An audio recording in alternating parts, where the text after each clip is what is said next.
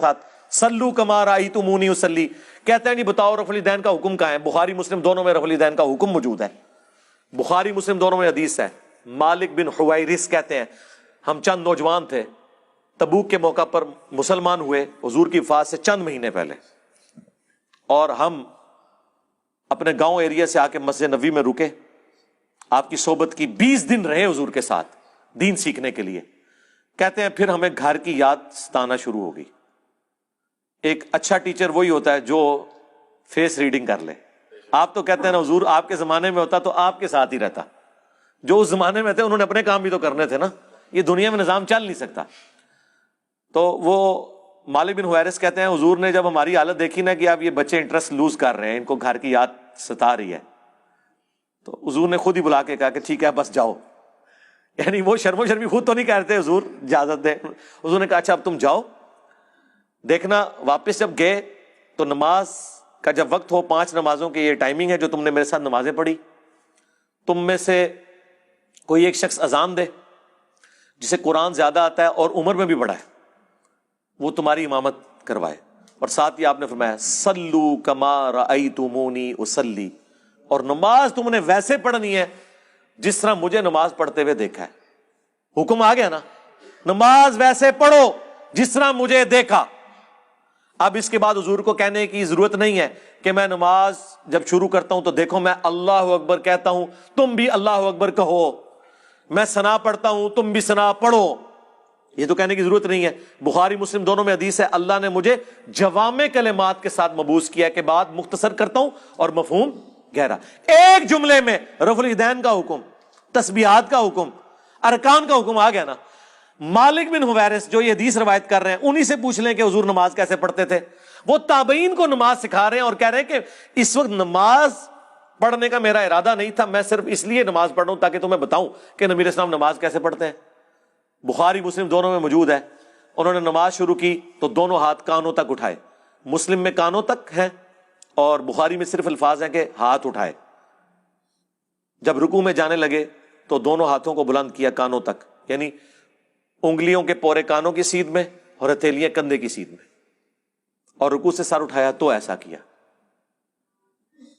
اور بخاری میں یہاں تک ہے کہ مالک بن حویرث ہر طاق رکعت میں جب تک بیٹھ نہ جائیں دوسری رکعت کے لیے کھڑے نہیں ہوتے تھے، یعنی پہلی اور تیسری رکعت میں بیٹھ کے اٹھتے تھے، یعنی جلسہ استراحت۔ نبی السلام سے انہوں نے دیکھا، جو لوگ کہتے ہیں حضور بوڑھے ہو گئے تھے اس لیے جلسہ استراحت کرتے تھے، احناف یہ مانتے ہیں کہ رسول اللہ صلی اللہ علیہ وسلم نے جلسہ استراحت کیا ہے، لیکن یہ جلسہ استراحت نام بتا رہا ہے کہ یہ راحت کے لیے ہے۔ راحت کی ضرورت وہاں ہوتی ہے جہاں تھکاوٹ ہوتی ہے۔ احناف کہتے ہیں کہ رسول اللہ صلی اللہ علیہ وسلم کی عمر جب زیادہ ہوئی اور آپ کی رکعتیں بہت لمبی لمبی ہوتی تھیں تو تھکاوٹ کی وجہ سے آپ دوسرا سجدہ کرنے کے بعد ڈائریکٹ قیام نہیں کرتے تھے بلکہ تھوڑی دیر بیٹھتے تھے۔ نبی صلی اللہ علیہ وسلم کا صحیح حدیث سے ثابت ہے آخر عمر میں وزن پہلے کی نسبت زیادہ ہو گیا تھا، جو سب کا ہوتا ہے عمر کے ساتھ وزن بڑھتا ہے۔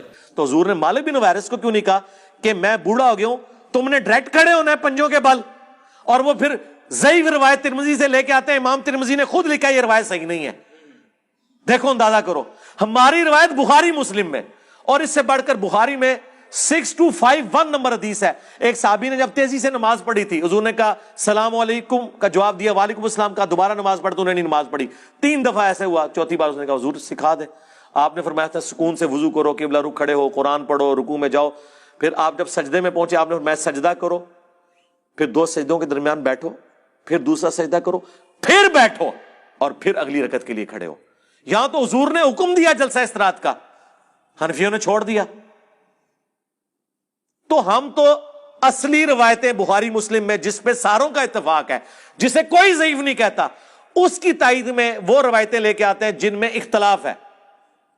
آپ تو سٹارٹ ہی وہیں سے کرتے ہیں کہ جس میں اکثریت ضعیف۔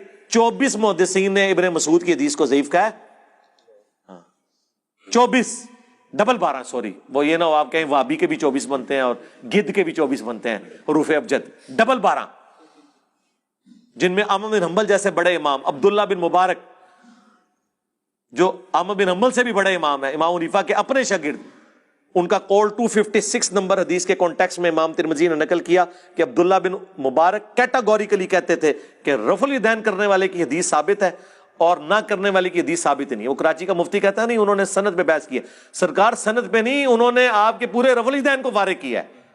وہ کہتے ہیں ابن مسعود کی حدیث ثابت ہی نہیں ہے. اور امام داؤد نے بھی کمنٹس نقل کیے وَلَيْسَ بِصَحِيحٍ عَلَى هَذَا الْمَعْنَى کہ یہ ابن مسعود کی حدیث ان معنوں میں درست نہیں ہے. اور یہی روایت مشکات والوں نے جب نقل کی انہوں نے بھی ابو داؤد کے کمنٹس نقل کیے ساتھ. یہ لوگ اپنے جعلی مسئلوں کے ثبوت میں وہ روایتیں لے کے آتے ہیں جنہیں اکا دکا محدثین نے صحیح کہا ہوتا ہے، باقی صاحب نے ضعیف. ہم اپنے اصلی مسئلوں میں جن کی جڑ قرآن بخاری مسلم میں موجود ہوتی ہے اس کی تائید میں وہ روایتیں لے کے آتے ہیں جن کے اوپر تھوڑا بہت اختلاف ہوتا ہے. ہماری اصل تو وہاں ہے.